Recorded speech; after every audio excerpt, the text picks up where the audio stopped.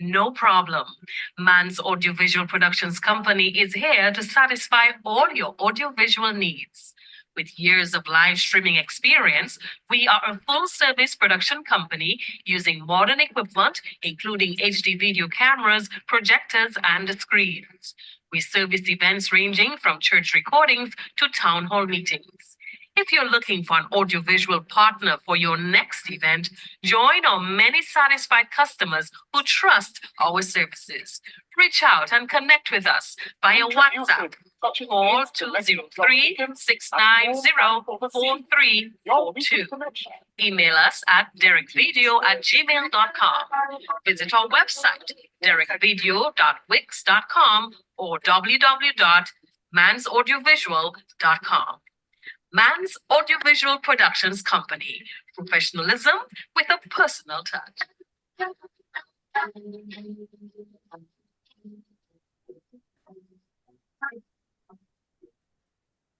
Okay, so we are live on Facebook. Maybe get to the YouTube. YouTube.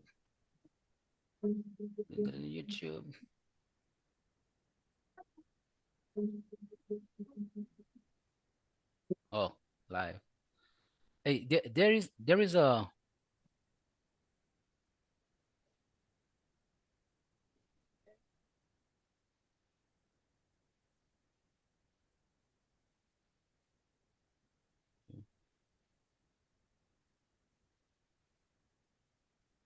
is Derek in here?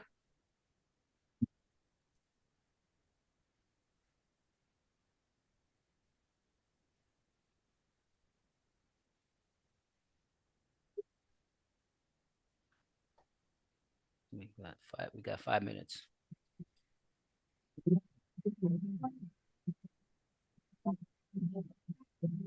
Hey, Mr. Johnson. Yes, sir. Good night. Good night. How are you? Good, and yourself? I'm doing wonderful. Thank you. Excellent. Yep. So we got 5 minutes. So you are able to share screen. So you will post. You're able to share screen, okay? Yeah, but let's still follow. Like, you ask questions and I respond, so that way I can. It looks like a lecture. What do you want, man?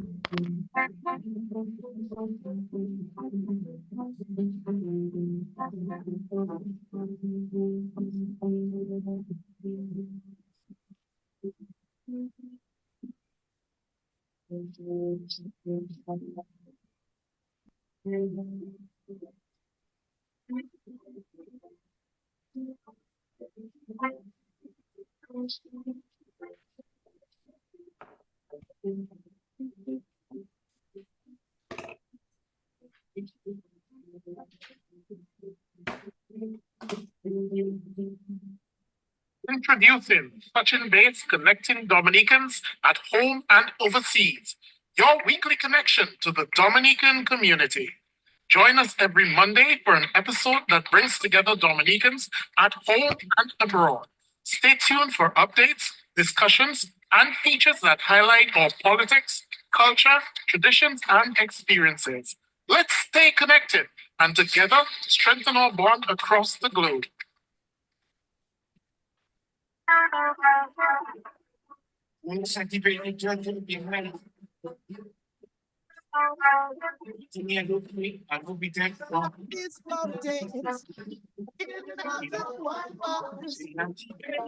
Dominic, Dominic, Dominic, Dominic, something.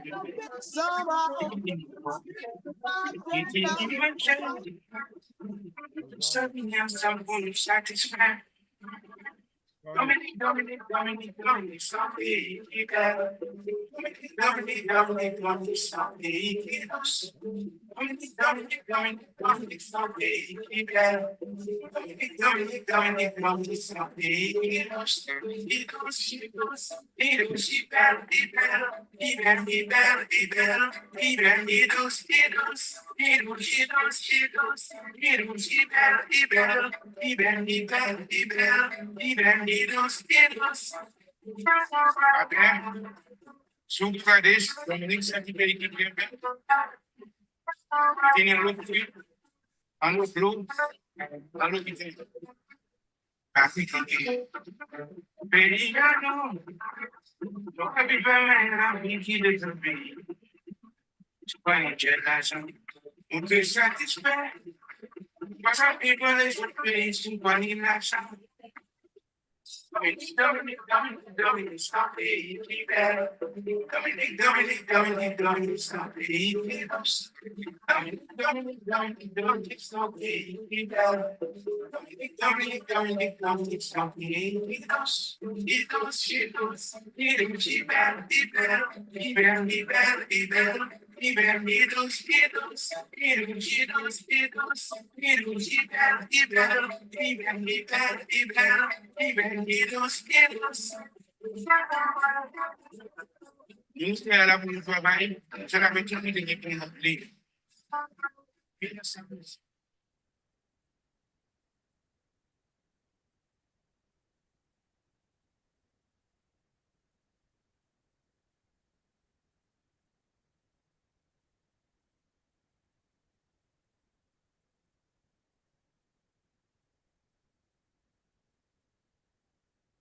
Comrades, you ready? Yep. All Sir, right. good evening. Okay. Good evening. Good evening, everyone. Good evening, and welcome to another Touching Base program, which is a Monday night program. We start from 8 Sir, good p.m. evening. Okay. Good evening. Good evening, everyone. Good evening, and welcome to another Touching Base program, which is a Monday night program. We start from 8 Sir, good evening. p.m. Okay. Good evening. Good evening, everyone. Good evening, and welcome to another Touching Base program, which is a Monday night program. We start from 8 Sir, good evening. p.m. Okay. Good evening. Good evening, everyone. Good evening, and welcome to another Touching Base program.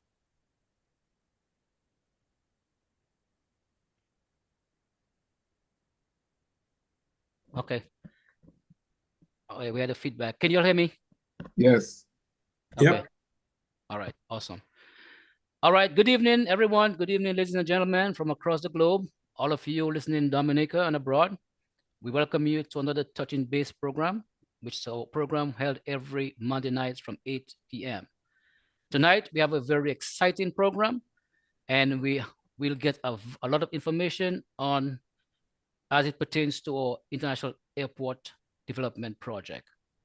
Tonight, our esteemed guest is Mr. Samuel Johnson, and he's the CEO of the Dominica International Airport Development Company, IADC. Mr. Johnson, we're very happy to have you on. Welcome. And let me let you say good night to our listeners. Well, good night, Donnie, and thanks for the invitation to be on your program. As indicated earlier on, the Dominican nationals, far and wide abroad, are a key constituent in terms of the development of the international airport. So we always grab at every opportunity to talk directly to all stakeholders at home and abroad. So thank you for having me here, and look forward to a very informative, productive discussion. Absolutely, Mr. Johnson. Absolutely. You know, this project is a tremendous project. It's a very important project, and the biggest project Dominica has seen as far as infrastructure. And so we are very happy to have you on to give us some details on what's going on.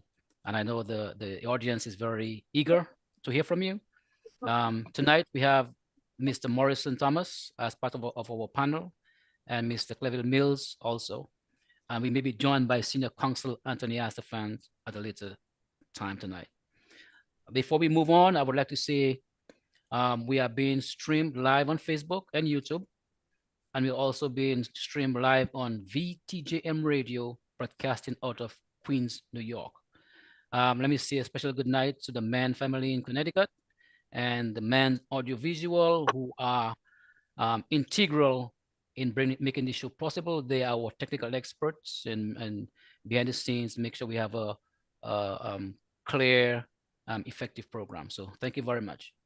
So Mr. Johnson, tonight you are going to be on center stage, and we are going to ask you questions that we know the public have been asking, and we're just going to let you, talk to us about what's happening at the airport. Sure. So without further ado, I will allow Mr. Mills to go first. Mr. Mills? Yeah, good evening once again. I hope it's a pleasure to have Mr. Johnson on our program, especially the nature of our program, touching base Dominicans overseas and at home, keeping them in tune with the development in Dominica. So it is very fitting this time that we have Mr. Johnson, the manager of that company that is overseeing the development of the international airports in Dominica. Like you, Donnie, I'm looking forward to hear from Mr. Johnson. Very interesting. As you said, also the biggest project in Dominica, and I can almost say the biggest infrastructural project taking place in the region at this stage. And I know Dominicans, they are listening and they want to hear what Mr. Johnson have to say. I'll be looking up to ask my questions and to get information from Mr. Johnson, like the rest of the audience. So okay. I am taking my pause for now. Okay. Well, Mr. Morrison, Mr. Morrison Thomas. Yes, sir. Good evening all. Good evening to Mr. Johnson. Good evening to my fellow panelists, Mr. Donovan Fabian, Mr. Mills. It's truly a pleasure to be on the set again this evening. And I hope that Mr. Johnson, Mr. Samuel Johnson, can provide inquiring minds a better understanding of this huge project being undertaken in Dominica. I'd like to extend a good evening to our viewers, to our listeners, encourage them to like, subscribe, and to share our page. And also a shout out to the Mann audio and video production out there in Connecticut. Thank you guys for the work that you do on our behalf. And we'll just wait and we'll be right back to start this interview off. Okay. Well, I guess I'll have to start asking the questions because I gave you the opportunity and you're both. I didn't know that's what you threw away. So I will start the question. Mr. Johnson, can you tell us what is the IADC and who is involved in this?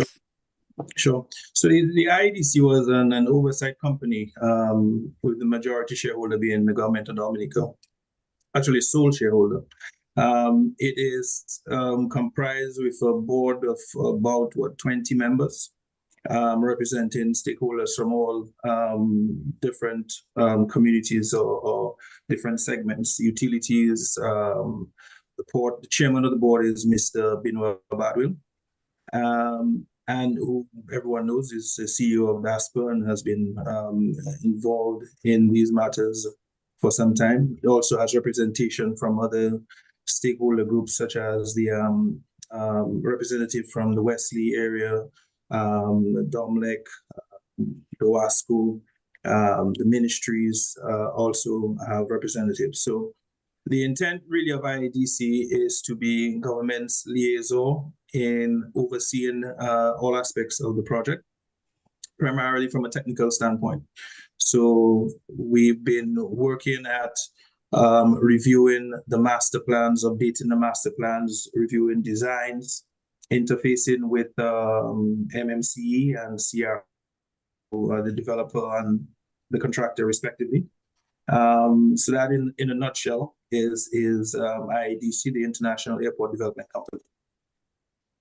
Awesome. So can you tell me which other entities are involved in the development of this project? Yeah. So the project resides within the Office of the Prime Minister. So with that, it boils up through the OPM. I also have various stakeholder groups that consulted. There's a ministerial subcommittee that meets and gets updates regularly as to the status of the project. But even outside of that, there are other key regulatory authorities that we need to interface with. So ECA is one, the Eastern Caribbean Civil Aviation Authority, and ECA really is ICAO's representative or a contact body within the Eastern Caribbean. But notwithstanding that, we've had direct visits facilitated through ECHO of ICAO representatives on site. Actually, I had a discussion with the Director General not too long ago, and one of the things that he indicated is how impressed he was with Dominica's willingness to proactively engage with the regulatory authorities, so as there are no surprises. Yeah. At every step of the development process. The Civil Aviation Authority really controls the aerodrome, and they ultimately are going to certify the airport and tell the world that yes, it's fit for air transportation. There's also IATA, which is an association of airlines. We've been working with the IATA office out of Miami, and again, going directly with them and sharing our plans, getting their feedback. Actually, some of the changes that we've done with the terminal design in specifically were as a result of consultations with IATA to ensure that the design that we have had sufficient flexibility in terms of the handling of the wide bodies, narrow bodies, without having to expand the facility. So that's some timely feedback. And then even with ECHA, in one of our reviews, they also provided feedback insofar as the designs, the importance of having direct access for the air rescue and firefighting facility. So, and there are several other tweaks that they provided along the way. The intent really is to ensure from a regulatory standpoint that we don't get to the finish line and there are surprises. We want to ensure that at every key step along the way, we keep ECHA informed. And we're actually trying, at stage we're at now, we want to get more regular meetings, a regular cadence with ECHA, be it monthly or quarterly, just to ensure that we can provide those updates and get any answers from them from an oversight standpoint. So that's from a regulatory standpoint. And then you have other key stakeholders that we've engaged who actually use the facilities or will be using the facilities. That includes the airlines. So American Airlines, for example, Caribbean Airlines, we've had discussions with them and shared our plans with them. Had video conference calls with American Airlines technical operations out of Dallas to walk them through the designs and to get their feedback from the team in Dallas. And again, some of the tweaks that we made were in response to some of the feedback that they provided. Similar was done with Caribbean Airlines, who started coming direct into Dominica, but with prop services, we wanted to get their perspective from jet aircraft perspective, right, in terms of the operations and the feedback that we have. So we also had discussions with them. Separate and apart from that, you have your other stakeholders that are local, that are critical in terms of their experiences in the existing airport, because despite what you might have heard, this is not Dominica's first airport. We actually have two already that are on the ground and that we've operated. So there is learned experiences, albeit at a much smaller scale. We wanted to ensure that we met with immigration, security, DASPA, air traffic control, firefighting, and all these other entities, just to ensure that that we are able to reflect that feedback into the final designs of the airport. Yeah. And then if I may also is we also have above the airport committee and the whole oversight body, we have the project coordinator, Dr. McIntyre, who is also integral in terms of being able to help us navigate some of the roadblocks as they come along. There is also the International Airport Secretariat. So there's a lot of discussion about land acquisition and negotiations and compensation. There's a team that is specifically focused on those activities to ensure that goes on smoothly. So that is headed by Mr. Bernard Lloyd, working in concert with the Lands and Surveys Department.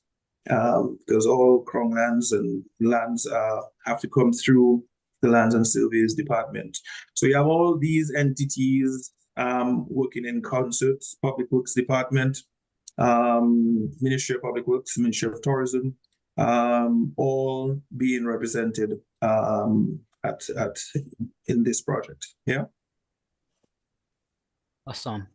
Gentlemen, I can keep going, you know. So Well, No, Johnny, all right, I can come in now.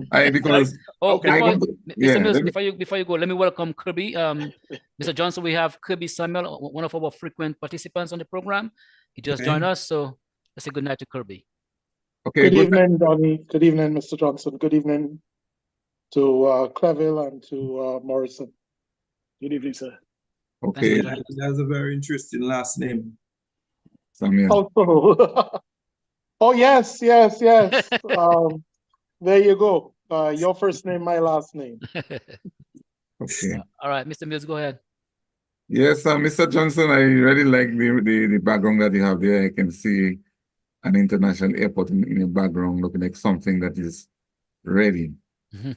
But I'm a very critical person sometimes, and I am one of the few Dominicans who had the opportunity to visit the sites. And one of the things that remained with me is that I had the opportunity to stand on one of the culverts that they are building to control the water flow.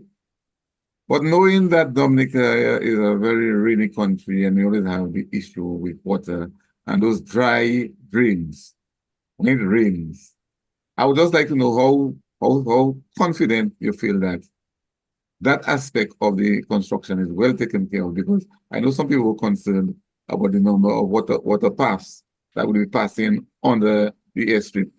And taking that into consideration, the question I really want to ask, because of that difficulty, I also saw the areas where you have to dig, where you have to excavate, and where you have to backfill. It looked very difficult. So if it is so difficult, why was this site selected? And wasn't there any other site that could be better? That's a question. Yeah, and that is I think from my first taking up this role, that was one of the hotly debated issue, because I think over the last 50 years we've been talking about international airports in Dominica. Several different sites have been offered up to be able to accommodate a massive infrastructure of this site. Now this site was selected, and I know what I think 2 or 3 years ago the PM did a very detailed report in Parliament. And I think there was a full 3-page spread printed detailing all the different reasons. But the short version of it really that there are over 12 different sites that were examined. That included everything from La Plaine, Douglas Bay, Cabritz, Point Rong, Grand Savan, Kinfield, Warner, Bridge, Melville Hall, Compton Point, Eden Estate.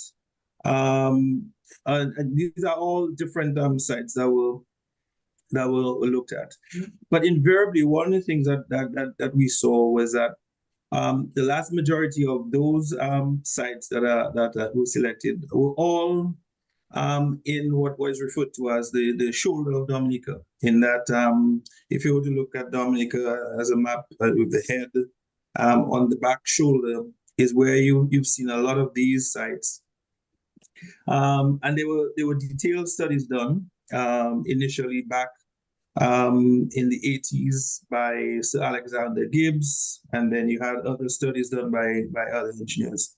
Landrum and Brown came in 2017, and their first course of duty really was to review and get a sense of what locations were. But in addition to having the benefit of the prior studies that were done, and actually some of the sites were disqualified.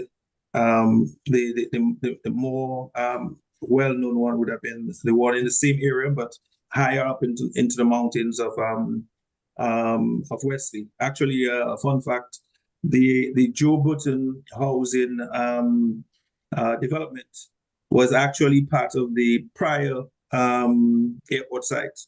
So it's not like the lands that are acquired back then were completely discarded. They actually form part of this airport project. But notwithstanding that, Landrum and Brown zeroed in on that part of the island and the Sir Alexander Gibbs report, which had been done like 20-something years prior.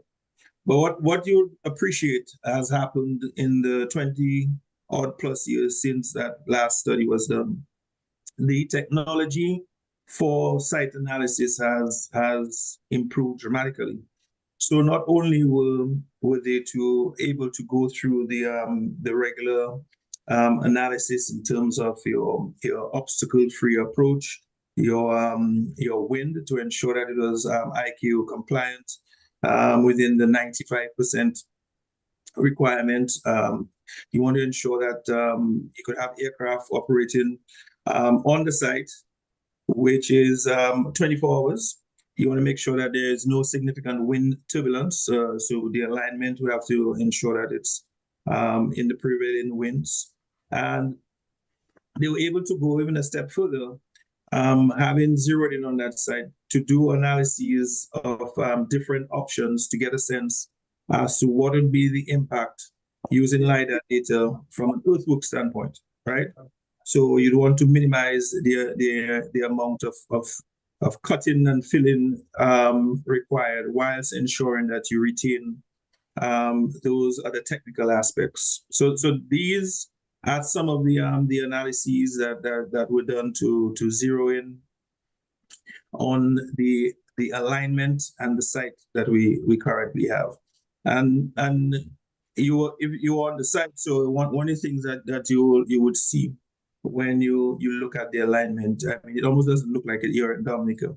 The mountain is all the way out to the right side for aircraft coming in.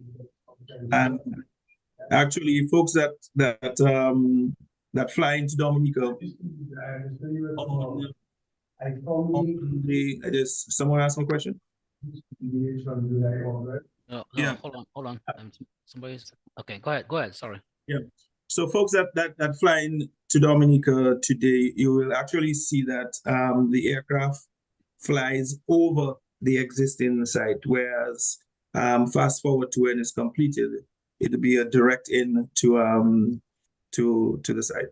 So many considerations, many moving pieces and variables to ensure that a site which met the aviation requirements also met the technical buildability if that's the word, requirements.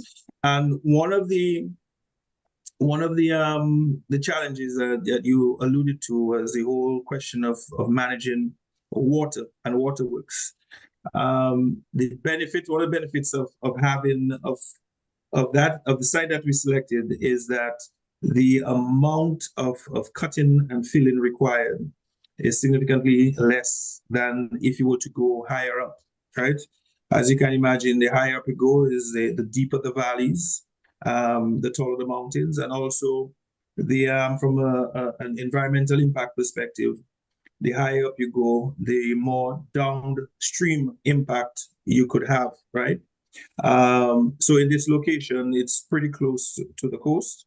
So there are some valleys that you did not have to disrupt, but those that had, based on the calculations that were done by the engineers in terms of looking at the rainfall and the 100-year impact, you wanted to ensure that your culverts were sized appropriately to manage those in eventualities. So a lot of different moving pieces went into the selection of that site. Yeah. All right. Am I up, Mr. Mills? Are you cool? Yeah, that was just my point for now. Yes. All right, Mr. Johnson. So I want to unpack some more with the question Donnie asked, because Donnie, interestingly enough, we almost had the same question for Mr. Johnson. So Mr. Johnson, I was wondering if you could just basically tell us your technical background. And before we do that, and before we get into this, the question that I wanted to ask is that I looked at the technical team. I know you are the CEO of the International Airport Development Company. Mr. Badwell is the chairman of the Airport Development Company. Mr. Carl Morat, the operation director at MMC. Mr. Joseph, the project manager of CR5. Mr. Ma, the project director, and Mr. Alvaro Duran, the project engineer. So that's, as you said before, that's a lot of moving parts that you explained before. So when we look at the technical team, the question that builds up in my mind is the functionality of that team. How do you guys execute on a day-to-day? And is it all the 5 teams collaborating on the project right at this point in time? Or is it a phase form activity? So in one phase, you might have everybody in the team working. And then as it goes on, either some slack off or, whatever the case might be in terms of the project. We're looking at milestones.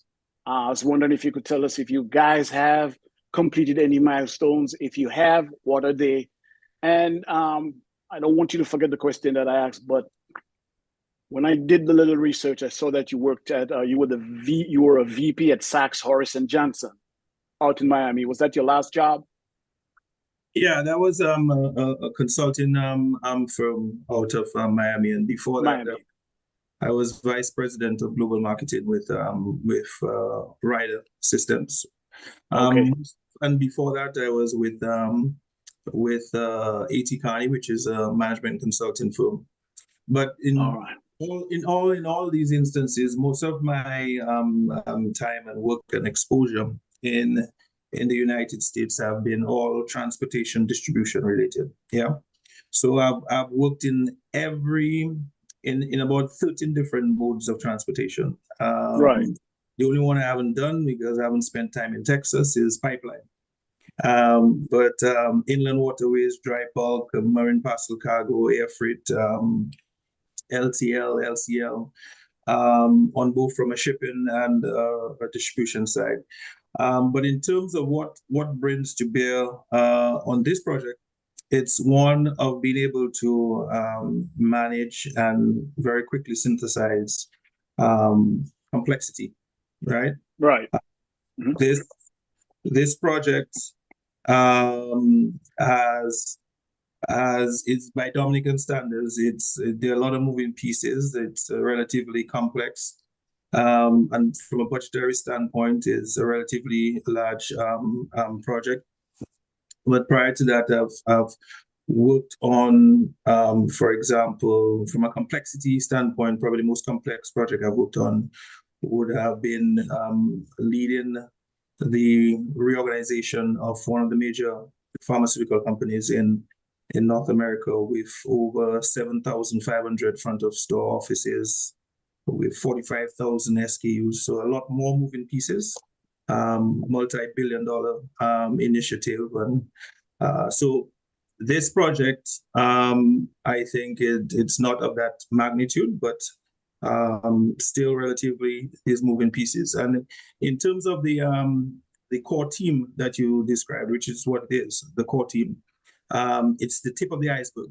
If you were to look at on site, there's a whole army of engineers and designers that you don't see, both from the contractor side, the developer side, and we also reach out to engineers who specialize in different aspects of the project. Yeah.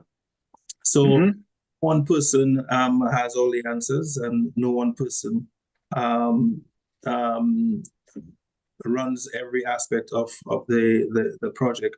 One thing we can all agree on is that no one has built an international airport of this magnitude in Dominica before. So right.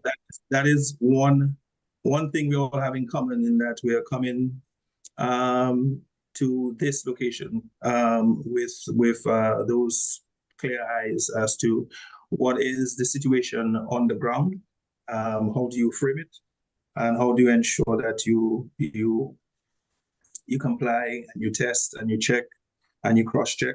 The CR5 team will tell you that we go through a lot of the designs with them very closely to ensure that that the tweaks and changes are made and are consistent. And there's also our local oversight that we share information with as well. So that's broad strokes. I hope that answers your question. Well, yes, it does.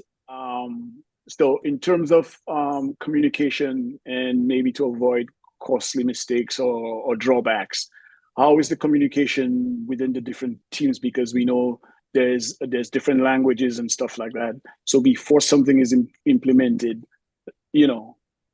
all the core teams, they're on board that this is the direction that we're taking. This is where we're going. So when it's green light, it's a go. Yeah. So English is the language of the project. Okay. Although CR5 is Chinese, we have Mr. Duran is from Spain.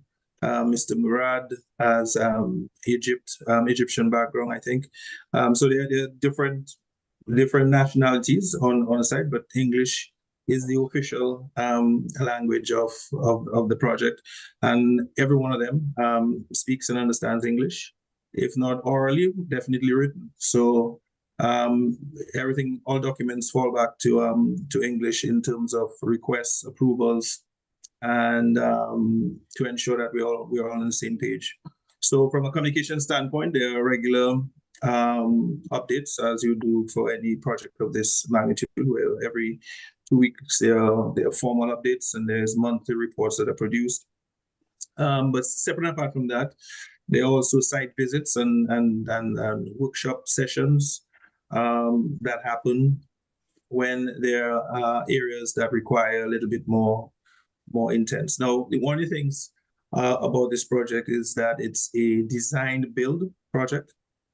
So it's not like your typical house where you go to an architect, the architect gives you a drawing, and then you get your drawing finalized, and then you go to another contractor to build. And this time, the developer and the contractor are working closely with us to formalize the concept, to develop the schematic designs, and then from the schematic designs, pre-detailed designs, and then your final detailed designs, with consultation happening every step of the way, right? So it's called progressive design build, to ensure that you can, instead of working in sequential for everything, there are elements that can work, can be done in parallel. Thank you, sir. Yeah. Oh, and to answer your earlier question, I started life as an industrial engineer. So process planning, project management, this is where I started life. So that's part of my DNA. So you understand project management thoroughly, basically. Yeah. So we don't have a 300-line project plan but there is one. Yes, sir. I think a Primavera project plan is what they use. Okay. Okay, Good to Mr. know. Kirby Samuel, let's bring you in. Yes, sir. Thank you very much, Donnie. Mr. Johnson, again, thank you for being here with us this evening. This project is single-handedly the largest project that Dominica has ever undertaken, and we are indeed truly happy that it has progressed. I'm going to keep my questions very short, but I want us to speak, at least in this segment, about the actual airport. So I was wondering, can you elaborate on the unique features and design elements of the new airport that will set it apart from other airports in the region? Yeah. So one of the things that we've talked about repeatedly at many discussions is that we're Dominica is sort of last into the game relative to our neighbors, and we need to ensure that that's not a negative. We use it as a positive, in that we learn from the mistakes that they made. Right. Yes. So what are some of the elements that we want to incorporate into our terminal? And then secondly, this is a project that was 50 years in the making, and by all accounts, might be another 50 years before any other changes or any additional airport expansion happens. So we need to get it right. Mhm. So the master plan actually is a key component of that, to ensure that the sizing factors not just your current demand but your future demand. So if you look at the terminal behind, that is one part of it. But separate apart from the terminal, you also have to ensure you get the runway. I know we've often joked about, just give us the runway and we'll put containers for the terminal, but we've done more than that. So the first part is to ensure that the runway is reflective of not just current aircraft technology, but where the industry is headed. Yeah. So the runway we settled on was a runway which is 2,850 meters long. What does that mean? How does that compare to our neighboring islands, St. Lucia, Grenada, St. Vincent? They're all 2,744.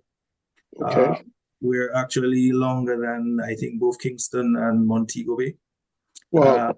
But at the same time, we're not extremely long. So if you were to go to Piarco, Trinidad, or Barbados, or even Antigua, you'll have runways going up to 3,000 meters. Now, those destinations that I just listed, the only impediment that they have to the length of the runway is land space, because they're all relatively flat. In Dominica, we need to be optimal, because every incremental 10 meters we add is an exponential increase in cost. So you need to ensure, well, where is that optimal line in being able to provide a runway that meets your future needs without going over to being just a nice to have.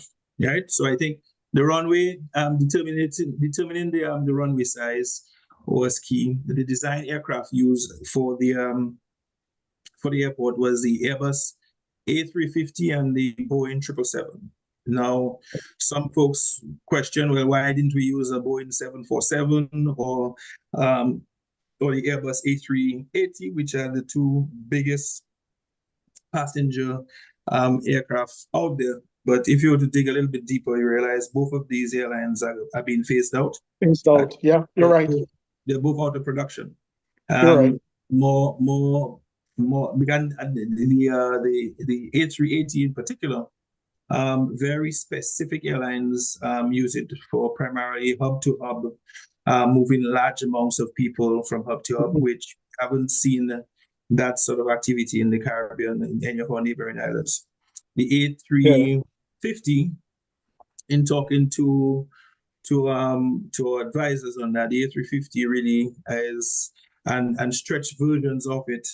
Boeing is having a little bit of difficulty right now, but we anticipate that the future evolution of these aircraft will go longer, a little bit smaller, and require not as much runway. So that was factored in. So even with the runway that we have right now, A350 could leave Dominica and fly as far as Beijing. There would be some cargo impact, but full passenger load. All right. Similarly, 777 would operate, the 787 can operate inside. You could also land a 747, but it was not optimized for the 747. Yeah, because we don't see those hanging around too much longer other than for cargo, which is what a lot of them are being used right now. Even then, we don't foresee that amount of cargo requirement coming to Dominica on a 747. Yeah, most airlines are using the Airbus A321 freighters, which are the newer types of aircraft, which we could very easily handle. So that's one. Then looking at the other facilities on the site, we've added FBO for private aviation. So folks coming with their private jets looking for upscale services, we have that, right? And it's when you look at the cargo, we've added cargo facilities, hangar facilities, in addition to the other support facilities within the airport. If you look behind me, you'll see that there are 5 passenger boarding bridges, contact bridges, which have been designed with what is called MAS stands, which are basically stands that give you the ability to handle both narrow body and wide body. And actually, that's one of the upgrades that was made after a discussion with IATA. We initially had 1 MAS stand, and we were able to make changes to add 2 MAS stands. So now, before we were able to handle 2 wide bodies, now we can easily handle 3 wide bodies, in addition to the 5 narrow bodies. That's all with contact. The apron has 7 parking spots for your regional narrow body, wide body. We also have an additional 5 parking spots for general aviation and private aviation, all within the existing. The design analysis was done at what they refer to as passenger activity levels. So design scenarios for PAL 1, PAL 2, PAL 3. The terminal design was actually designed for PAL 3, right? So we have a terminal that we can grow into. Now, the terminal is not the biggest in the region for obvious reasons. We are now moving from Douglas Charles, which is, just to give you a sense of proportionality, which is currently 3,300 square meters, to this one, which is almost 15,000 square meters. So almost a 5x. 5x, increase from where we are today. Now, how does that compare to our neighbors? Antigua, the latest terminal in Antigua is a 23,000 square meter. But anybody going inside that terminal will see that even they have designed for space for expansion. So for the most part, when you go there, that terminal is not as full. And for us, we had to be realistic that we want to have something that we can grow into and not have the biggest dance hall in the region. Yes. We want to Yes. make sure that Yes. you have the space to grow, Yes. having it oversized. Yes. If you with St. Lucia's urinal, again to give you a sense of proportionality and relativity, the terminal building in Urinara is 9,000 square meters. So we are an additional 6,000 square meters bigger than where St. Lucia is today. Now, St. Lucia's Urinara, if you were to do some research, you'll see that they are currently in the process of expanding their terminal. And the new terminal that they're going to build is 26,000 square meters. So they're going from 9,000 to 26,000. But these developments all are possible because with direct access, you spurn a rapid development of your tourism industry, which is one of the drivers for that. And I think the Prime Minister said it beautifully in that with tourism, you have more people on island. With more people, you have more consumption. With more consumption, you have more services. So, for example, when you go to a St. Martin or Antigua or a St. Lucia, most of the services that you see, the nightlife, the restaurants, the bars, are not really designed for the locals because it's insufficient local population to economically support this. So, for example, in St. Lucia 2019, the population of St. Lucia, I think, is about 180,000 people, residents. But they had in 2019 stayover, visitor stayover of about 500,000. So that is 100,000 people on island who had to get a place to stay, who had to eat, who had to use taxis, and they spurn additional economic activity. So that is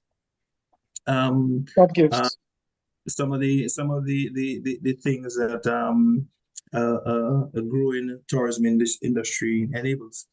And then when you come inside of the terminal, getting back to your question, there are additional features that we've added, which you wanted to have visitors when they arrive to get what is referred to as a sense of the place. So when you get inside, one of the things that we've echoed repeatedly is the need to ensure that there's as much green space, green walls. You've seen a trial run of that at Douglas Charles in some of the improvements that were made there, both landside and airside with the landscaping. We have been actively pushing to get some of that in the terminal as well, the terminal design, and water features, because I think I hear on one of the radio programs, one of the guys referred to Dominica as Rivernica. So water is one of the features that we are trying to incorporate into design. Additionally, the retail experience is something that we focus on, ensuring that there's adequate space for duty-free shopping in terminal. And we've consulted with other airports that have won awards. So, like I've spoken directly with the general manager of the airport in Trinidad. To Piaco constantly receives awards within the Caribbean for the airport and their retail services, their mixed duty-free. So there's some elements of that we're trying to incorporate as well. Similar to Panama, where there's a strong focus on the passenger experience in the terminal, and a byproduct of COVID is that airports had to scramble to find avenues for revenue to keep them operating when there were no planes flying. So Right. non-passenger revenue is one area that a lot of airlines and airports are looking at. Singapore actually perfected that because Singapore actually included they have a mall built into the airport. So you have folks going to the airport in Singapore that are not traveling anywhere because they're going shopping and there are Right. activities at the airport side. So there's always that buzz of activity. We're not quite there yet, but there are some nuggets in that you could incorporate into your design. So these are Right. some of the features that we've included. And in health, talking about the pandemic, we've also made allowances for health screening and health services. Not if there's another pandemic, but when. How are we able to handle that? Airports around the world have to scramble to do health check sites and quarantine sites and testing sites. We want to ensure that the design that we have made allowance for that. And then from a passenger experience perspective, there is a major push to ensure that there is to remove friction, as I refer to it, in the passenger's journey, right? So all these points that that are frustrating to passengers who are trying to get their vacation, to start their vacation. How can we incorporate technology to make things faster? So we have made allowance for e-gates for both verification on departure and also on arrival. On arrival. The intent being to ensure that we can have that seamless Transition. right process. And in working closely with Mr. Badwell at DASPER, we've also been trying to see how we can incorporate some of those technologies into Douglas Charles and potentially even into the ferry terminal to ensure that we have sufficient experience and sufficient time kicking the wheels, so to speak, on some of these new technologies. So you don't have that major disruption switching from So you have that pilot, so to speak. nothing to everything. I think it's a smoother transition. Introducing some of these concepts so that we can debug the processes required to support them. So by the time you go to the new airport, it's not a new process, a new technology. It's just more something familiar. Yes, right? And it's familiar, yes. right? Yeah. Okay. So these are some of the things that that have been looked at. We had the benefit of talking about immigration. One of the premier immigration processing companies in the States, actually guys that worked on global entry. Right. One of the firms that we've been in touch with and talked to get their thoughts and trying to see how we can incorporate some of that as well into Dominica. Okay. Now you mentioned, and I'm going to probably, instead of asking 3 questions, just ask one more. And if there's time after, I'll come back and ask my final one. Sure. But I know there are others who want to ask you questions. You touched on something very important a while ago, which really piggybacked into my next question. As you no doubt would know, one of the main goals of Prime Minister Skerrit has been to push and move towards green solutions in Dominica as it relates to our housing, climate resilience, that sort of thing.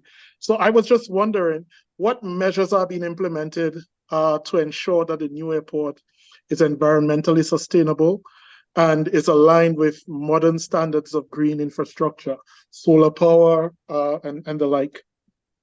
Well, one of the things that actually we've been selling, and I know I personally have been selling to airlines, is hopefully by the time this is done, we would be as a country almost fully powered by renewables, being a mix of geothermal and hydro. But notwithstanding, we're still looking for opportunities to incorporate solar into the airport, because you'd want to have a measure of redundancy. And you'd also want to have some backup. Now, the solar required to run the entire airport would take almost the entire site, although the panels have improved significantly over the years. It would still be insufficient to run, but we are looking to put some to do some offset, even if it's to run some of the lights. Again, notwithstanding the fact that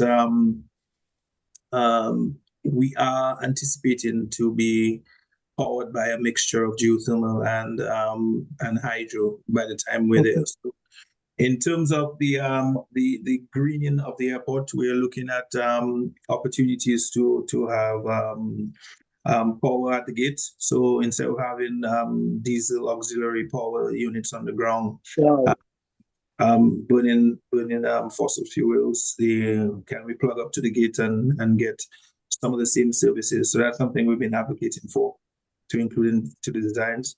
Most of the conferences that we go to, sustainable aviation is a thing, and there's talk about sustainable aviation fuel. There's also much discussion on the electrification of aviation. And one of the conversations we've been having is the whole question of leveraging our geothermal insofar as being able to have electric fleet operate from Dominica. Now, Dominica, from a regional standpoint, is centrally located within the Eastern Caribbean.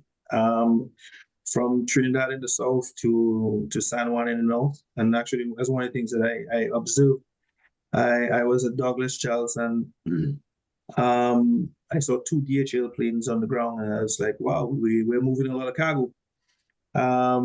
But in further inquiry, I found out that one of the planes was coming from San Juan and the other one was coming from Port of Spain. And they exchange parcels in Dominica. So these logistics guys have figured it out. And so there's an opportunity for us to further explore and exploit our strategic location. I often tell folks that we're in the middle of the Eastern Caribbean, but we're also in the middle of Europe because of Guadeloupe and Martinique to the north and south of us. And what are the opportunities that can be explored to make the best use of that location? Yes. Well, that's certainly something very interesting. The cargo element, and while I know that a large portion of the airport will not be dedicated specifically to that, the opportunities that lie for the transit, so to speak, certainly would augur well for the project. I will pause here. Donnie, as I said, I have one other question, but I will pause to allow the others to speak to Mr. Johnson. Okay. But let me just close out on the cargo point. We will have cargo handling facilities. So we do have a cargo terminal, and we have space allocated for not just the existing terminal, but for a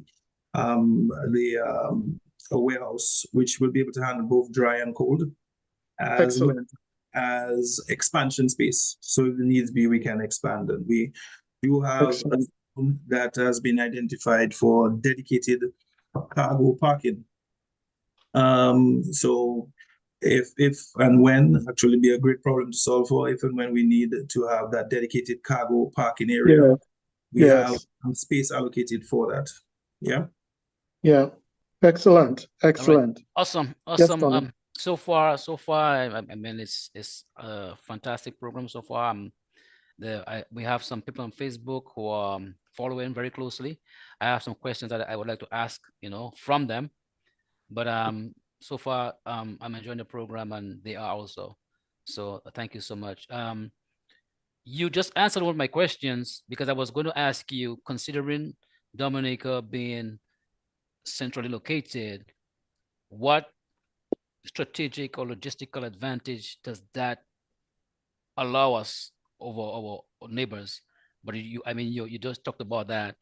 But I want to ask you to give us an update. What have we accomplished so far, and what can we look forward to, in the near future as far as updates on Sure. progress on the airport? Sure. So from the get-go, the step one, we've completed the update of the site of the project master plan, which is critical. The first master plan was done back in 2017, and there was a revision in 2019, and then final one in 2021 when I joined. Keeping in mind that when these were done, we had not seen Hurricane Maria, neither had we seen the global pandemic. So one would have some of these events in the back of their mind, but it would not be as forefront as it was in 2021 when we were working through some of the updates. So the master plan has been updated to reflect some of these realities. In addition, we also didn't have at the time a Kempinski on ground opened back in 2017. So the hotel plant had evolved, so it was no longer a forecast of when we get additional rooms. There were additional rooms already on ground, so you wanted to ensure that you reflected that. The environmental impact assessment was the next thing that was completed to ensure that the entire site could be assessed to ensure that there were no endemic species and to develop mitigating plans for a project of this magnitude. So that one was completed. The geotech work that has been started, insofar as the critical areas, that is probably 90-something% complete, but with additional lands as we go through the design would have to be brought in based on the assessment for the site slopes and some additional tweaks that are being made. The development of the Joe Burton site, that is complete, which is critical in terms of being able to relocate residents. So I think some 32 homes have been built as part of that process. The acquisition of over 500 acres for the site, that is complete. There is compensation for the large majority of those landowners that have also been complete. The technical drawings for most of the landside facilities have been done and reviewed and socialized, and are now in the process of doing detailed drawings. But the schematics, that is done. The same thing with the terminal building. We're probably 90% there. And that's just from, so everything I've talked about so far is the planning and preparation phase of the project. When you move into the construction phase of the project, the contractor was selected after going through an RFP process with over 7 international contractors. So all of that has been done, getting to the point where a contractor has been awarded, and now they've mobilized. On site, you'll see that your asphalt plant, concrete plant, batch plant, fuel farm, the temporary site offices, the lab, all of that has been complete. When looking at the earthworks that are ongoing, there's been a preliminary grubbing of the site, and one of the things that we've done, I think, a fairly decent job of is being very strategic in terms of where is being cut and where it's being filled, and to avoid sediment running off into the ocean. Everyone will appreciate that the topsoil in that part of the country is red, and one of the red clay. And one of the things I've said repeatedly in meetings with the contractor and developer is that we don't want to be looking out at the sea and seeing a Red Sea. So being able to ensure that with that amount of land being exposed, that the runoff is being carefully managed right? To ensure that there are sediment traps, and you're only exposing where you're working. The culvert areas, one of the things that had to be done is the excavation of all what's referred to as a black soil, so all that organic material in the waterways, the center of the waterways, that has to be extracted and backfilled to create a foundation on top of which the culverts are built. Right, you wanted to get a solid footing for that. And the designs for the culverts have been, for the most part, they've been going along the way and tweaking and making changes. So we have culvert 1, 2, pretty much done, with some additional tweaks that have to be done to them. And we're in discussions on that. The quarry sites has been identified, and the quarry has been set up in the Crapo Hall area, where we are able to extract base material from that site. There are dump sites. Well, not dump site, because it's not really trash that's being put. It's earth that is being relocated. So you'll see in the Londonderry area. One of the things that there was we were very careful about was to try to keep the over the road movement of trucks with material in it to a minimum. So if you look at the site now, you could traverse all the way from Londonderry to as far as Woodford Hill on the project site without having to go into the main roads. Into the so a lot of the material that is being moved from the site to Londonderry, that is running all within the project site and trying. So yes, there is some dust, and we've had discussions. And one of the things that the contractor has done is we have a fleet of water trucks that are continuously dousing and wetting the roads to try to keep the dust down.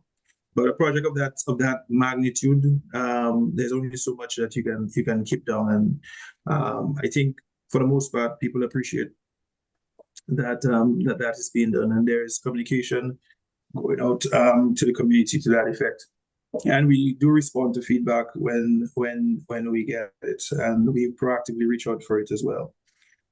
So these are some of the major steps. Once we get past the completion of the culverts, because you'd appreciate to start backfilling, you need to ensure that the waterways are able to flow freely. Then that's where you would have the cutting and filling go up into high gear. We also have on the site a number of electrical poles and utility poles and communication towers. So that's something we've had to work closely with the telcos, Digicel and Flow, and Mr. Ramsey and Ms. Gemma at Flow and the folks at Digicel. Were very responsive, and we've worked with them to relocate their transceiver from the tower, which is like right in the middle of the parking lot for the new airport. So that has been moved, and then they're in the process of taking the tower down.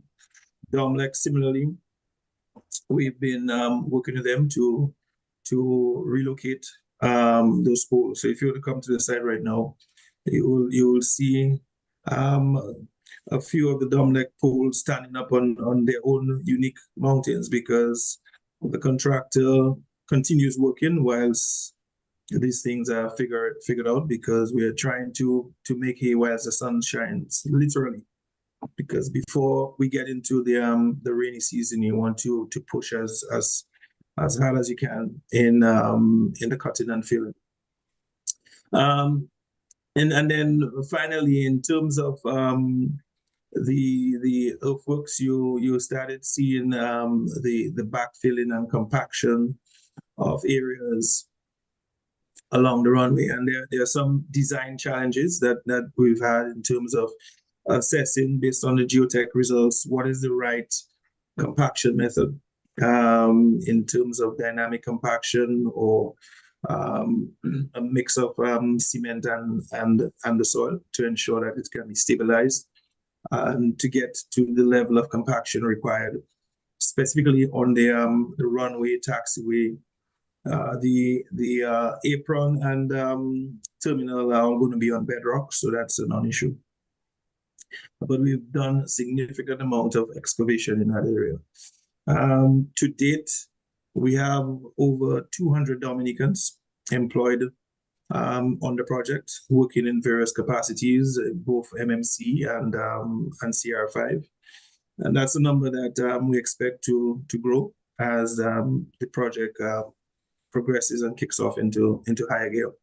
A lot of work has been done already. If anyone does a drive-by the west area, you can see the magnitude and scope of the works that have been completed to date. So a bit of a laundry list there, but these are some of the milestones that we've been punching as the project progresses. Okay, can I come in now, Mr. Johnson? I remember when really the talk of the airport, international airport, getting to high gear, there was some excitement and maybe apprehension about a tunnel, because we remember we have to cross that road. How much progress have we made in determining how we're going to cross that? Taking into consideration, I think the Prime Minister just said that they get some assistance to construct the road between Portsmouth and Melvin Hall. What is the progress on that? And have you acquired all the land that you will need to construct the airport based on the plans that you have? So based on the plans that we have, yes, but the plans are tweaking and changing. So there will be additional acquisitions. I fully anticipate there will be additional lands acquired. Because, for example, the tunnel example that you raised, that was one approach in terms of connecting the roads from Marigot going towards Portsmouth or Wesley going towards Portsmouth. They're also exploring, because there's been some apprehension about a tunnel running through the center of the runway, although it's not necessarily a technical hurdle per se, but there is the maintenance aspect of it that are being closely looked at. So there are options being looked at in terms of going through the runway or going around the runway. And so both of these options are still being looked at, and what the implications thereof. Going around the runways has its own challenges and complexities, because it's going to be going through a valley with swamp area. So a bridge might have to be built to be able to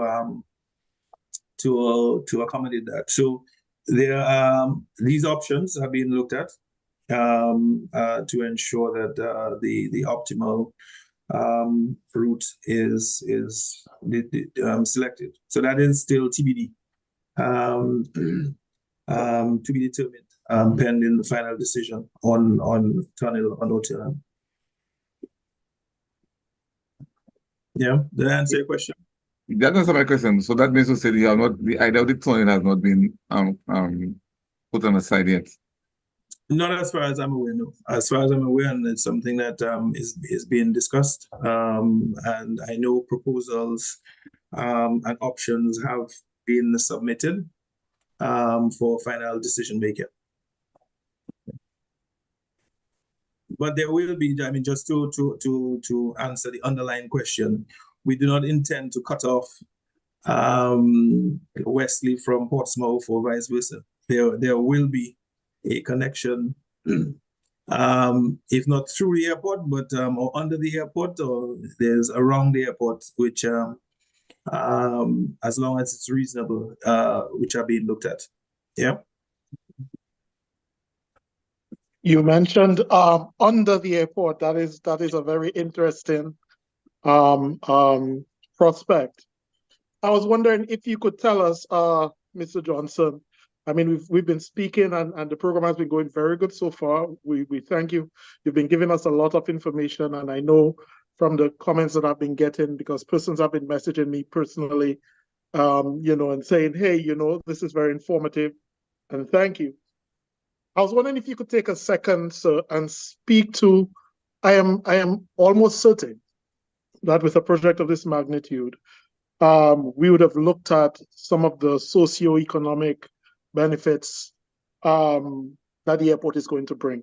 So my question specifically would be like, what economic and social benefits do you anticipate the new airport bringing to the surrounding area, but not only the surrounding areas of Marigot and Wesley, Woodford Hill, Calabishi, and Carib territory, but also Dominica as a whole, and to also add to that, in terms of not just job creation, but infrastructure development and increased tourism.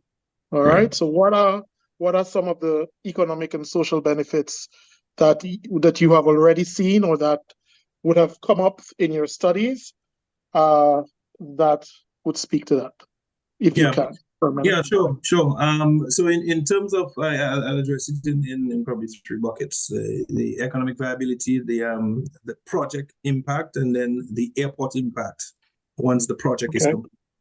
So from an economic viability standpoint, as far back as when the last airport designs were developed and feasibility studies were done, it was determined to be viable with loan funding and interest rates in the double digits. This project now is being foreign direct investment funding, which is 0% interest rates. So if with double digit debt financing it was viable, it would be really viable right now. Excellent. Secondly, and apart, so that's not to short circuit the analysis, because it was also done in successive assessments of these projects.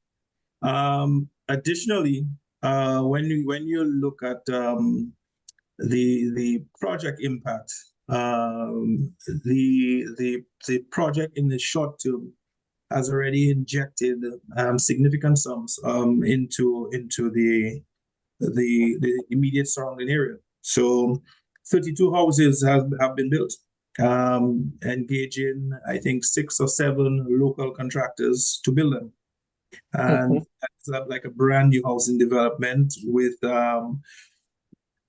all the sustainability and resilient features that is the hallmark of these the housing revolution. So you have homes that can withstand hurricane force winds. You have underground cabling and utilities, roadworks, all of which happened but for the airport would not have happened.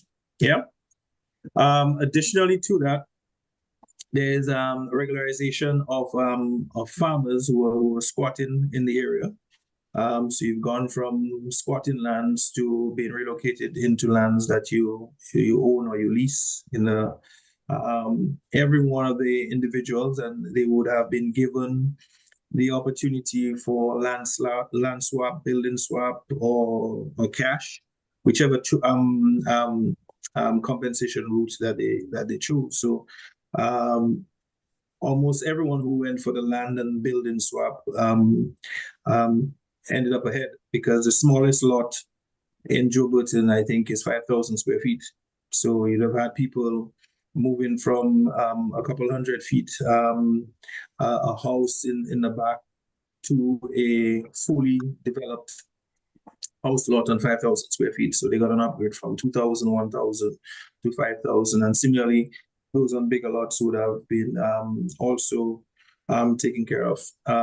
There were folks that were compensated with lands that probably might not have been under production, getting cash for those lands that have been in successive generations.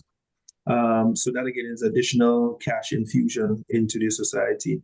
And then the jobs that came as a result of the project and will come as a result.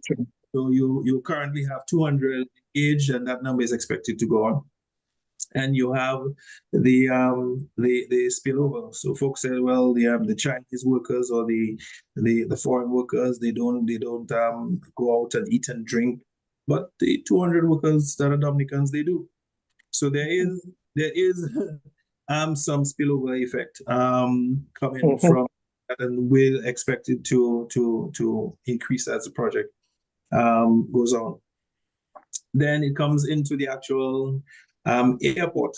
Once it is completed, there is all the support services that are required to keep an airport. So as I said earlier on, Douglas Charles, just about 3,000 square meters to this at 15,000 square meters. You can imagine the number of employees required, the retail shops, duty-free facilities, executive lounge, which we have at Douglas Charles, but it's going to be that much bigger.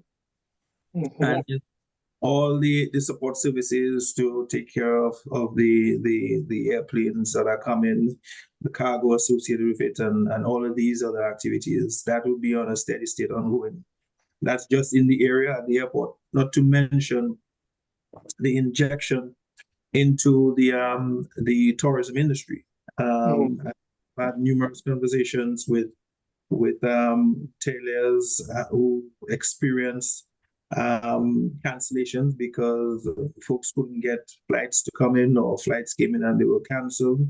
And actually, as a side note, the improvements at Douglas Charles are also part of the preparation for the international airport, because you don't just build it and they will come.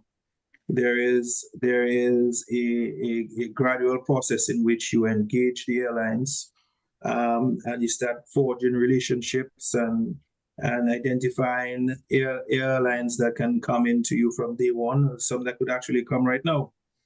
We have the example of American Airlines with their Embraer 175, who are able to operate out of Miami. There are other airlines, similar equipment, similar capabilities that can do that. Because one of the aspects of the airport development program is route development.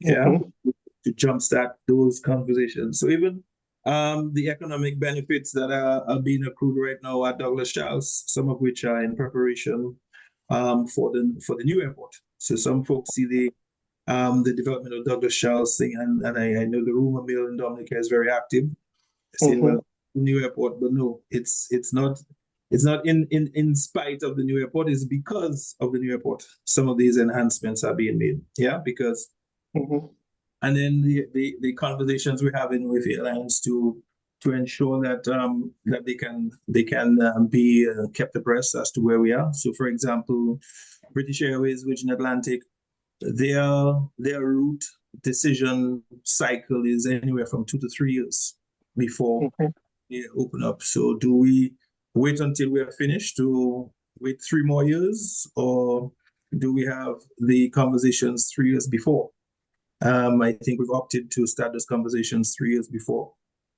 And so the intent really is, by the time we are finished and the airport is open, that we would have been able to aggressively ramp up the arrivals and visitation into the existing Douglas Charles, so the improved Douglas Charles that could then very seamlessly shift over to the new airport and expand. So all of these activities that are happening right now dovetail into the planned completion of the airport, which would then be able to sustain it going forward. And these, we think, will have significant spillover effect, and are having significant spillover effect into the local communities and further afield. Because one of the beautiful things about Dominica's tourism product, well, some might say it might be a negative too, is that we don't really have a concentrated tourist area where there's a strip with all the hotels. If you look at your hotel plant in Dominica, you have hotels in Portsmouth, one being developed in Salisbury. You have Jungle Bay in Soufriere. You have some in the Roseau Valley. So the impact, Rosalie Bay in Rosalie. So the impact of this project is spread out throughout Dominica. And actually, on that note, one of the concerns that some folks have expressed in the past is, well, I mean, with all of these planes and all of these passengers coming, will that change the nature of our product? Are we going for mass tourism? And the answer is no. We often underappreciate just how big Dominica is relative to our neighbors. Yes. And so in terms of capacity to grow, we have not scratched the surface. So if one example I use very frequently is that of Anguilla. Anguilla in 2019 received 100,000 stayover visitors. And Dominica, I think in 2019 had 89,000. No one thinks of Anguilla as a mass tourism destination. You think of Anguilla, you don't think of mass tourism. But on the flip side of that, Anguilla is 8 times smaller than Dominica. So let me say it differently. You could take Anguilla and place it 8 times in Dominica, right? So with their non-mass tourism product, it could be could fit it 8 times. So if you say, well, they did 100,000 in 2019, 8 times that is 800,000 without getting mass tourism. But let's suppose you want to factor in and say, well, the terrain is different and whatever it is. Let's cut it in half. That is 400,000. That is 4 times where we are today. It happens to be the amount of tourists that go into Antigua. But again, remember the benchmark case that we use was Anguilla. So we have a lot of capacity as a destination that is yet to be untapped, and it doesn't necessarily mean that we're going to have this concrete jungles where we have blocks of 1,000, 3,000 room hotels in one location, but we are able to absorb a significant amount with our unique cottage, like what, for example, look at what Raphael did in Jungle Bay. Yeah. There are like 80-something villas or rooms, I think, in Jungle Bay, and Secret Bay is going up to be 40-something. Yeah, 42 or 47, I think. So there's opportunity to do multiple of these around the island, and there's enough space to do it, right? Which could keep these aircraft behind me. I'm busy. They don't necessarily have to be when you look at the product that we're offering, which is ecotourism, nature immersed, water sports, diving, and compare ourselves to, let's say, Costa Rica, which does a similar type of product, or Belize. Costa Rica gets over 3 million stayover visitors. Yes. Right. And when you look at the visitor profile, the state in the United States that is overrepresented or one of the higher represented state is Florida. So that makes sense, because in Florida you have all the beaches, you have all the restaurants, you have all the nightlife. Why would you fly to for what you already have at home? Looking for something that is different. So Costa Rica and Dominica. So all you have to do is get a little piece of the Costa Rica action, and there is enough, I think, to tap in with the same product profile that we are trying to build. So there's opportunity for growth, and we have the capacity, I think. The third. All right, Mr. Johnson. Let me get my in here. Sure. I think we gotta fast track the questioning because a lot of questions they overlap, and you're basically answering some of the questions that I had lined up. So I'll just kind of oh, okay. At this phase in the project, what transferable skills Dominicans, those who are working on site right now, what are they receiving? And what project management software are you guys using to keep a timeline of the deliverables and the milestones that you mentioned above? Yeah, I think the contractor is using Primavera for their project management software. That has been updated and shared within our update meetings every 2 weeks to check on the milestones, and we have the project schedule down to percentages. If it's 0.1% or 4% or negative or positive, you can see if you're falling behind or if you're going ahead.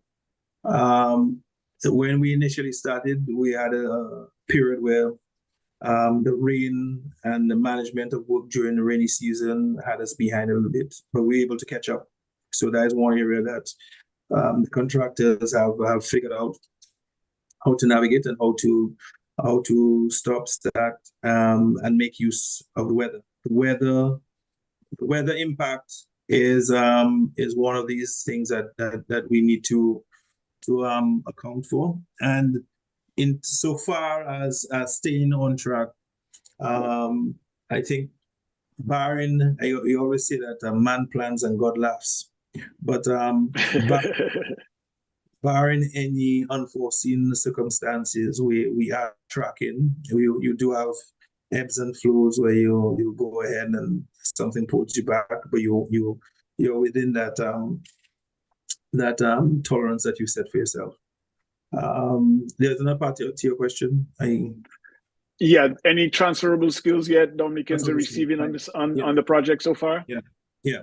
So the works that are being done right now, you have Dominicans both in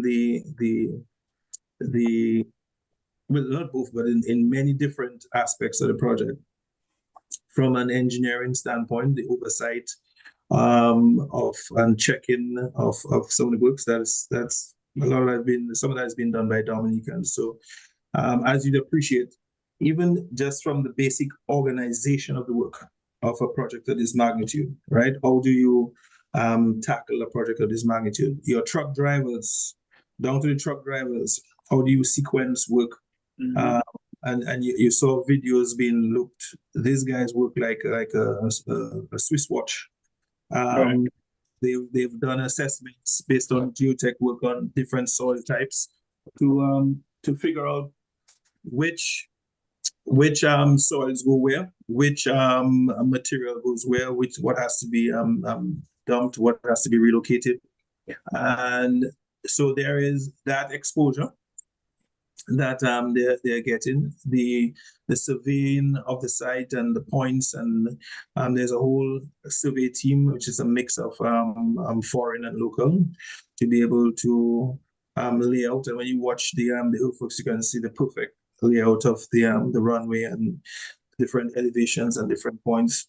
The geotech work that was you had Dominicans involved in that as well. Okay. Being exposed to the coring machine, the drilling machine, and some of the work in that we have some Dominicans that are exposed in the lab to be able to be aware. So I think at a very base level, just exposure to a project of this magnitude, and how you organize the work and execute the work, and the that's one thing with the Chinese workers, and the execution of the construction. It's every truck, every piece of equipment is at a point where it's supposed to be, at when it's supposed to be, and on schedule, and the overall project management as well. And that's where they've been exposed as well. Yeah. Right. And the boreholes, I know you said it's 90% complete. I know that was a point of contention, in the media before. Is that It are actually you was not a point of contention. I'll all right? correct you on that. All right. I stand corrected. I stand corrected, Donnie. It was it Is was somebody doing some crazy maths as usual. See, we're right on target. So you didn't miss anything. I didn't miss anything. Is that still? You said you were 90% complete. So in Yeah. terms of So soil resiliency and soil suitability, that is something that's going to be in the past, and you guys are ahead on schedule on that. Because I know at one time you said that this project is on a fast track project, and there is a huge demand. There's this. I mean, maybe words to the effect that there's, you got to deliver. So, barring that in mind, if there are challenges, like we know we're gonna get a busy hurricane season coming up this year.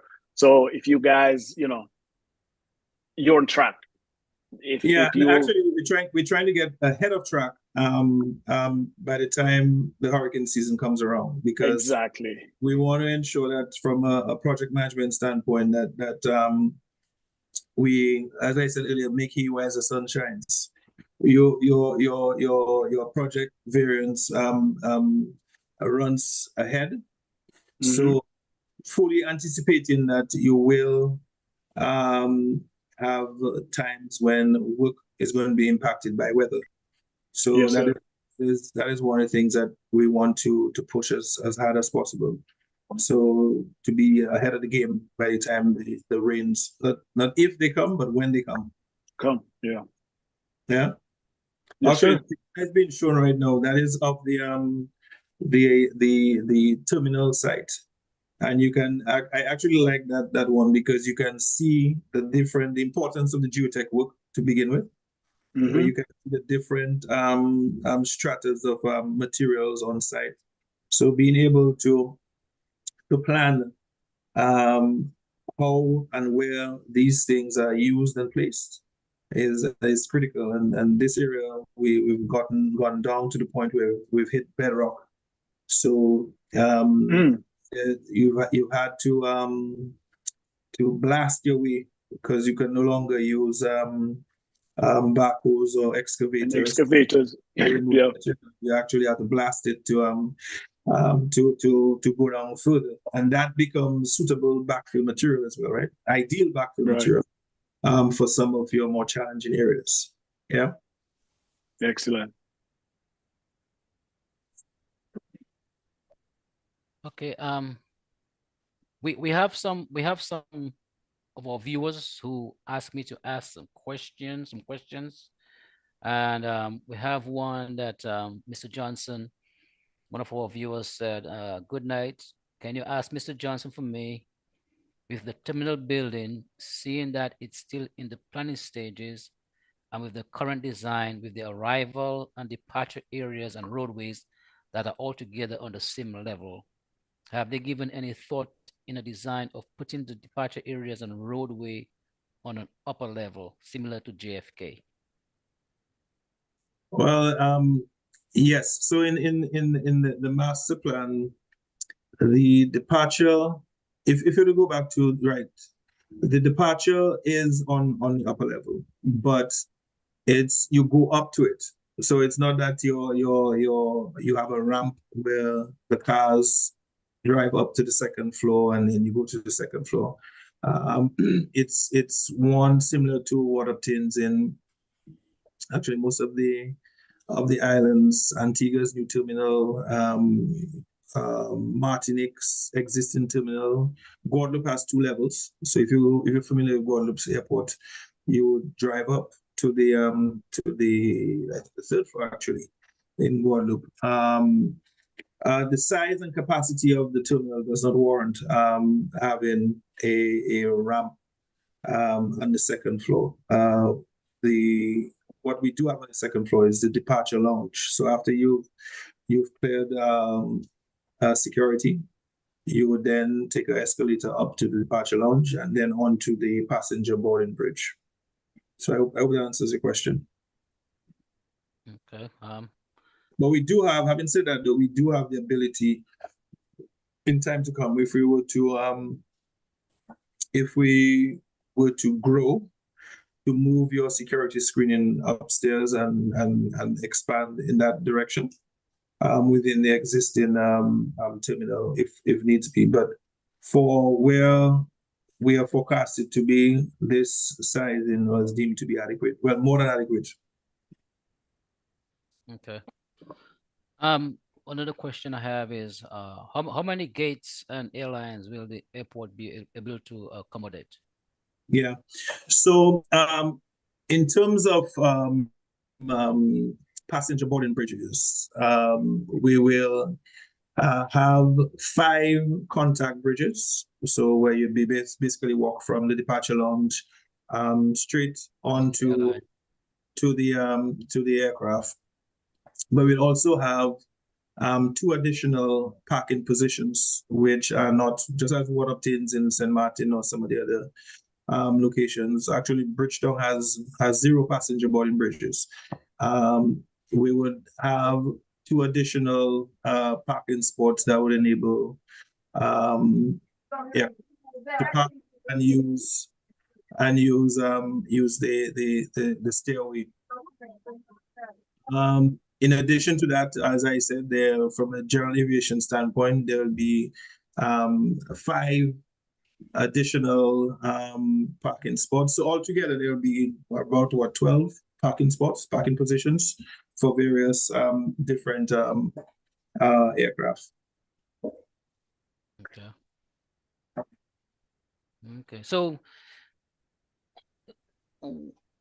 you know, we've talked about this airport for a long time. We've heard about it for a very long time.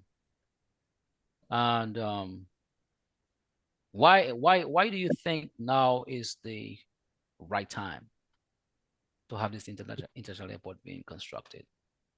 Yeah. Well, there is the classic question of the chicken and the egg, which comes first. In our case, it's the whole question of the hotel plants or the airport. And I think with the first 5-star resort on island, I think that is a nice trigger to be able to justify. And then the pipeline of additional hotels that we have. Some say we have too many, but I say we're just starting. St. Lucia nearby has over 4,000 hotel rooms.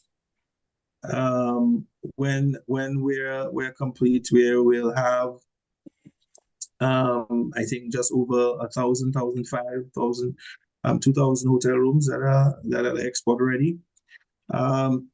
So the development of the airport, I think, dovetails nicely with the hotel plant that has been developed. So the timing, I think, it could not be better, because one of the first things that and I see one of the pages that flashed by highlighted the hotels that are under development. That's something we actually share with the airlines, because one of the things that they want to know, well, how many hotel rooms are there on island? And once you tell them, well, we have a Marriott under construction, we have a Hilton under construction, Intercontinental has opened up, they sit up and they know that, well, the destination is committed, and it's something that they take a closer look at. So it makes the conversation that much easier. So from a timing perspective, I think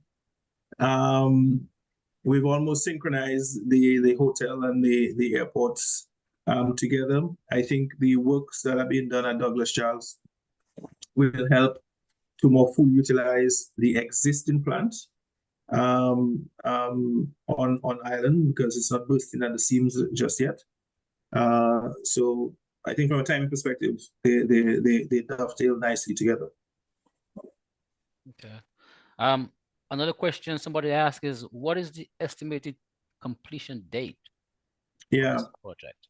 Yeah. So we're targeting 2026, 2027. And trying to make headway to do it even in a more aggressive timeline. But we'll see. So for now, I'd say 2027. Okay. Okay. And an earlier point that you briefly touched about the design build method.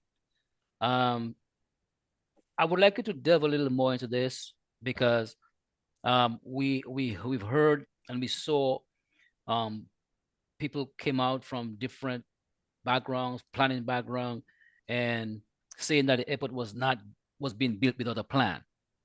Okay, and you know, for a lot of us who don't know about planning and the stuff, you know, we kind of mystified by this statement. So can you you know, again, just in more detail, tell us how the airport is being built and how the planning process, you know, goes into this airport construction.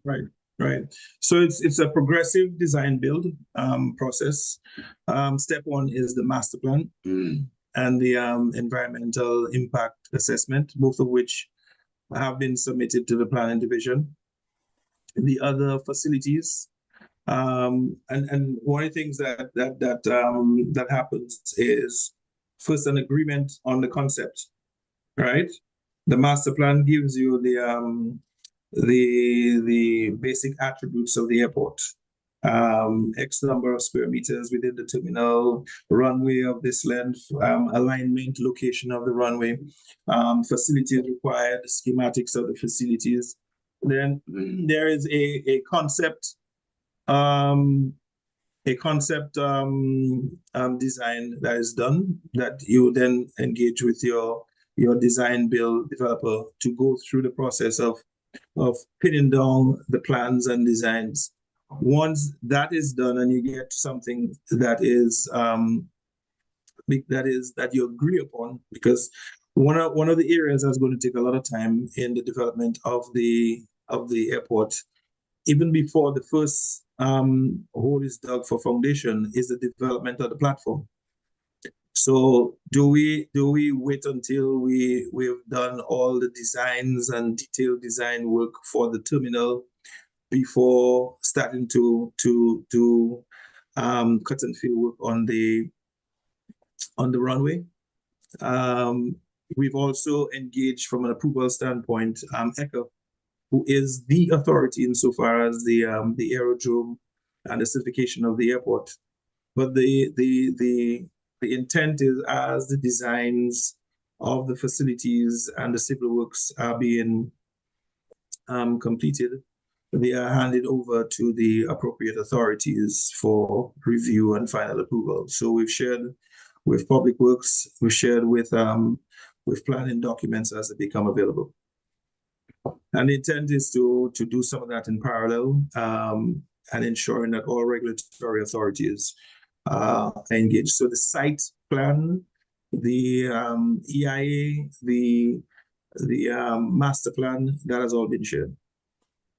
And keep in mind too that the planning authority is a government entity, of which the project is also a government project. And most of the folks who sit on the approval board of planning are also government agent heads who are also involved in the design and development of the project. So it's there's been involvement at the key steps of the process. Okay. Morrison, Mills, you have any more questions? Oh, sure. Mr. Johnson, I recall your background and the analytical background that you have in terms of the project. And as you said before, you have a vast experience in transportation and marketing. So with that in mind, while this project is being built, are you tasked with any analytical I know there's no data ready for that yet, but are you tasked with finding or sourcing best transportation routes, most effective to Dominica via Europe, via North America, wherever it is, and marketing the Nature Isle as a tourism department, or that's tasked specifically to the Dominica Tourist Association, the people that handle that. Yeah. Are they tapping into you for that? For So- your expertise, or they're going to handle that on themselves and just use you as a consultant on a consultancy basis for that? Well, it's a joint effort. We work together on that front. So route development, as I said earlier, is a key plank in the overall development of the project, because as I've said repeatedly, a brand new airport with no airlines is an awesome structure, but with pretty buildings, right? So Right. the key plank of the development of the project is route development, and a lot of my time has been involved in advancing those discussions in concert with DASPA and DDA. So I've personally been involved together with Mr. Badwell and Mr. Piper to some extent in direct conversations with airlines as to the destination. Actually, this video actually shows a sample of one of the water trucks. Sorry about that. Wetting down. Yeah, I saw it. Yeah. Yeah. Go to the point I was making though.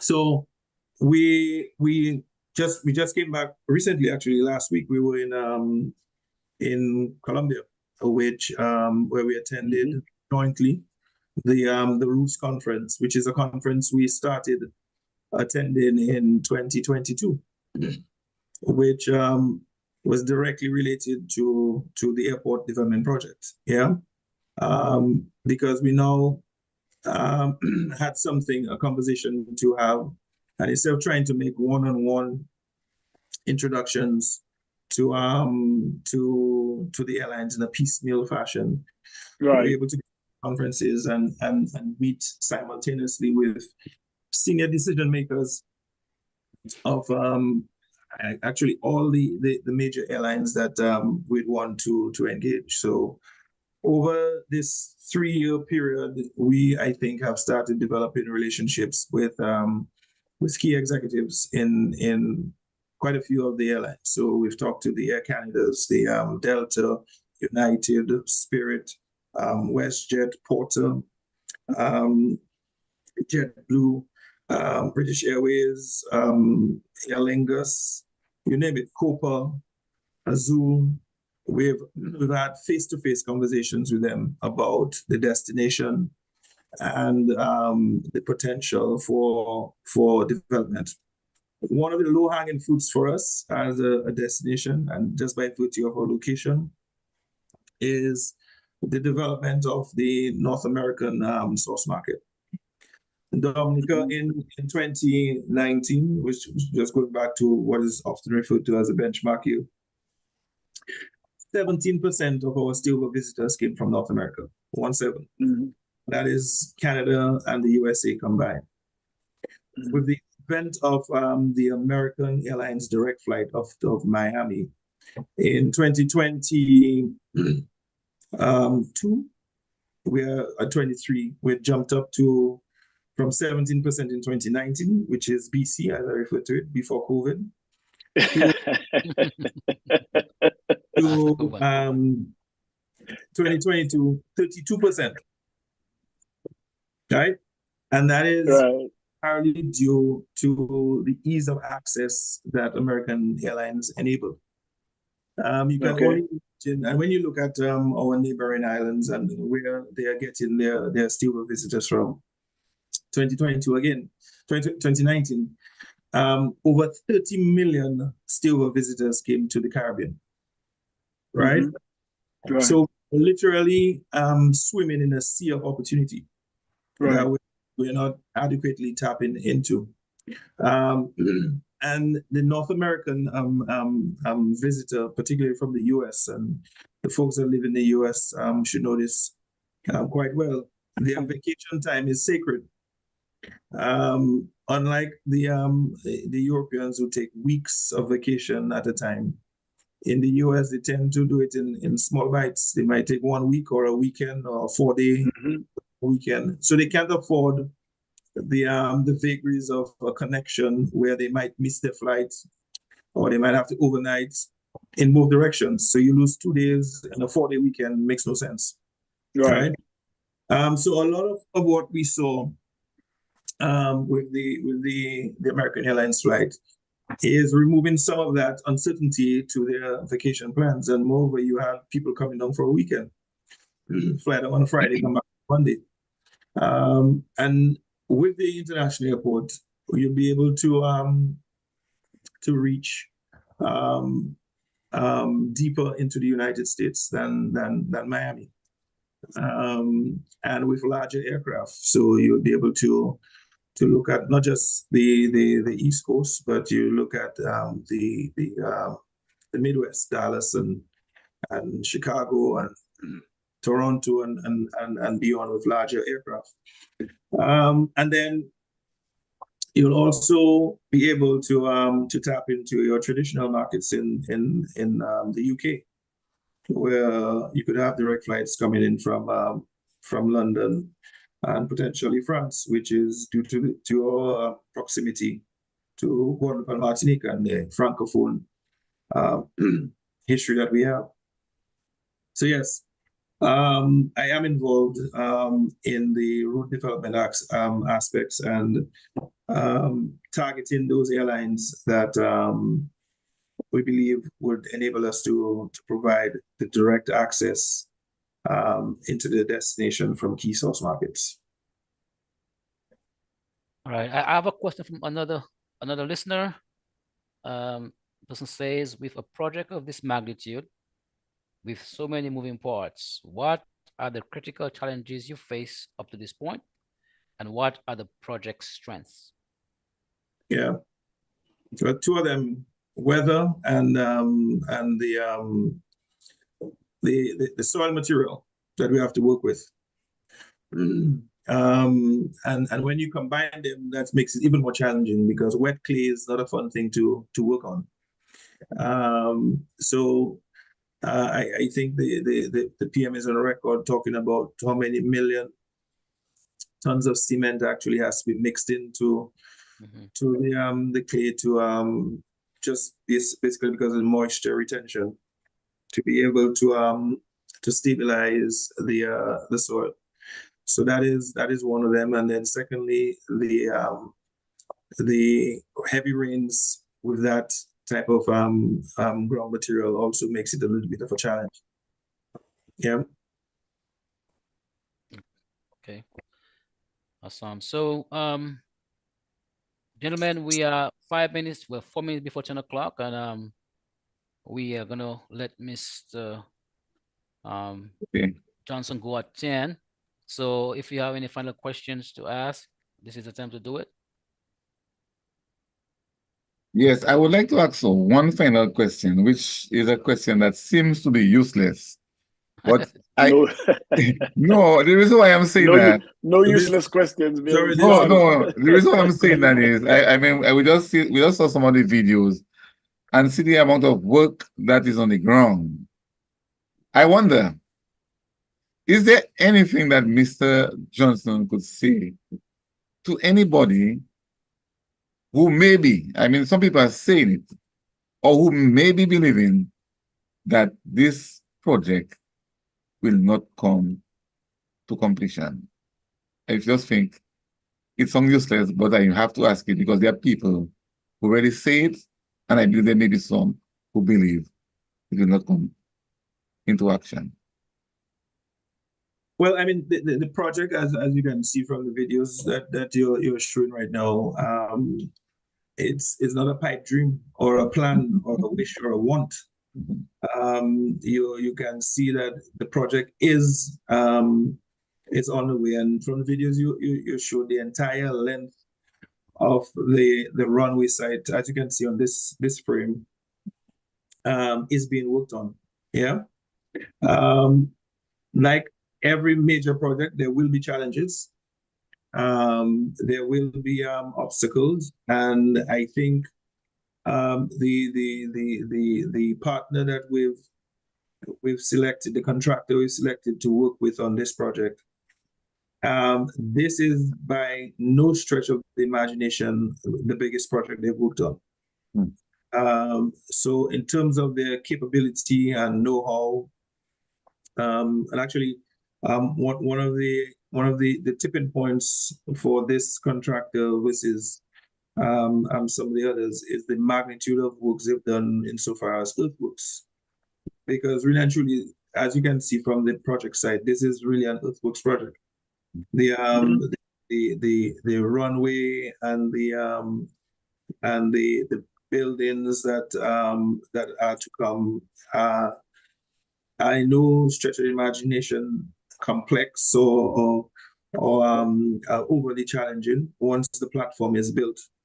And so once we get to that milestone where the landside services have been done and the platform is built, then we're pretty much in the home stretch.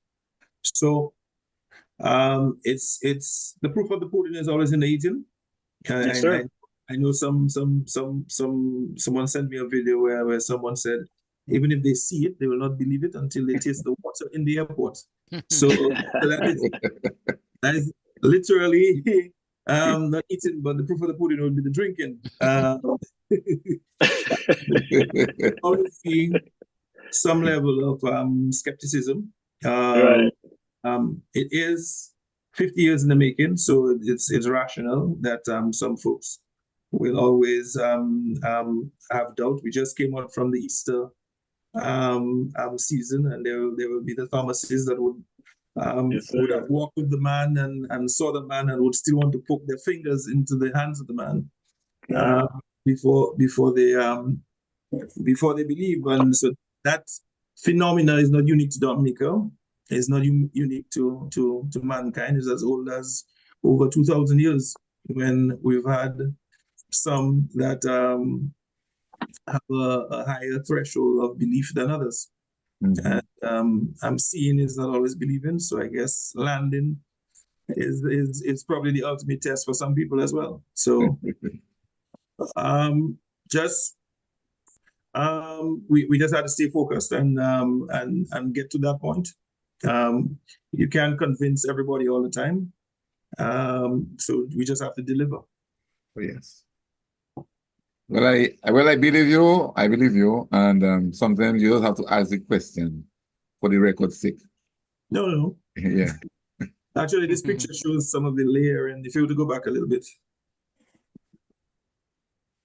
to the video, you just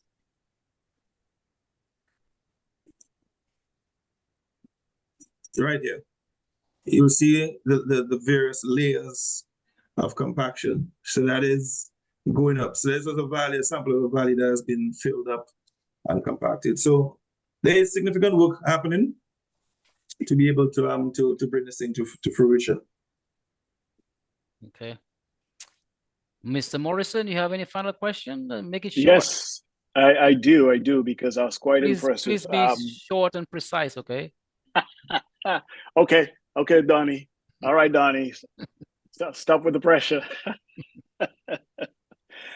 Mr. Johnson, I'm truly impressed with this conversation that we've had this evening. And I just want one takeaway before I leave today. And I just want you to brag on yourself a bit.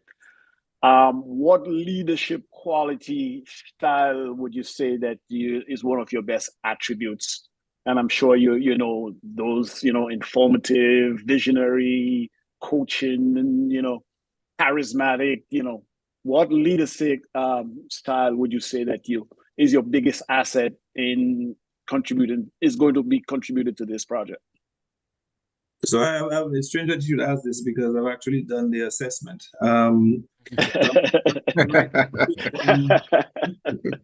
In between visionary and transactional. Okay. Where I've always gravitated to big projects. My entire career. In my 20s, I worked at Josephine Gabriel and led the relocation of the bottling plant from Valley Road to Canefield, and that was cutting my teeth in my early 20s, freshly minted in the US. Similarly, I've always been